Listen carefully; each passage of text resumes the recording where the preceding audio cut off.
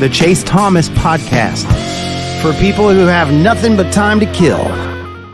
You practice and then you just jump right back out there, and it's like they don't really know what hit you. Virginia was like that in Nashville. Unfortunately, we won't get that, what we saw 2 years ago with Tion Evans and company at that 11 a.m. kick, but it does seem like 3:30 is very much in the cards. And I feel like if you're a Vol fan, you want this to be 3:30, right? Yeah, you do, and I think a lot of that depends on what happens Saturday. Obviously, Missouri's got to go to Georgia. I believe it's I can't remember what Alabama's schedule is. Alabama somehow LSU. What could be LSU? That's correct. Huge week for Alabama, LSU as well. So I think that depends on that. It's unfortunate that it's not going to be a noon, because something about these Josh Heupel teams, they love a noon or even that 11 a.m. local time kickoff.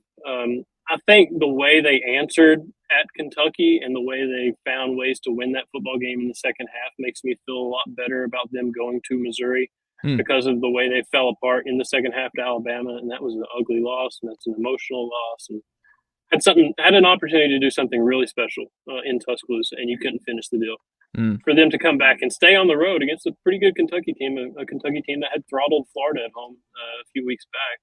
To answer the way they did, that makes me feel better. The pass defense doesn't make me feel great after giving up 372 to Devin Leary, but I think you're trying to shut down Ray Davis in that game. So it just depends on kind of what team shows up at Missouri. Do they run the ball as well as at the elite clip that we've seen them?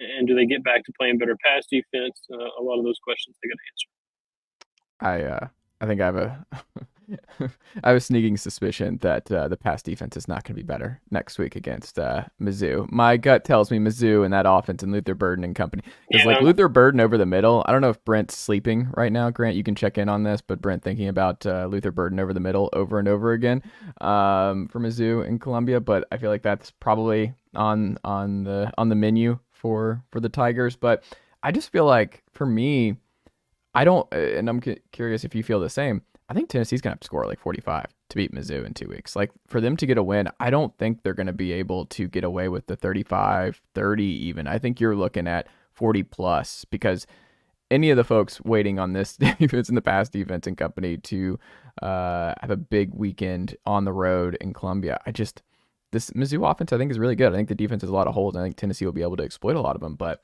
I think Tennessee's going to have to score 45. Like, if they're in the 30s late in the fourth, I don't think Tennessee wins this game.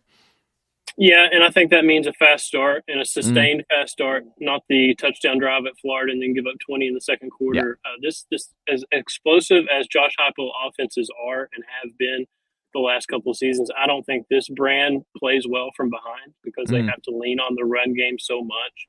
I mean, you saw it in that first drive at Florida in the second half. You're down 19, and it was like a 14-play drive that went 70 yards. Took like 9 minutes off the clock. They had to burn a couple timeouts. Like, this team just doesn't chase points very well. So I think they're going to have to start fast and play on even footing. I don't know about getting down 7-14 on the road, whatever, something like that, and trying to come back. I do think the pass rush – if the pass rush is better, if they can get home more than they did against Kentucky and Devin Leary, that can help the pass defense.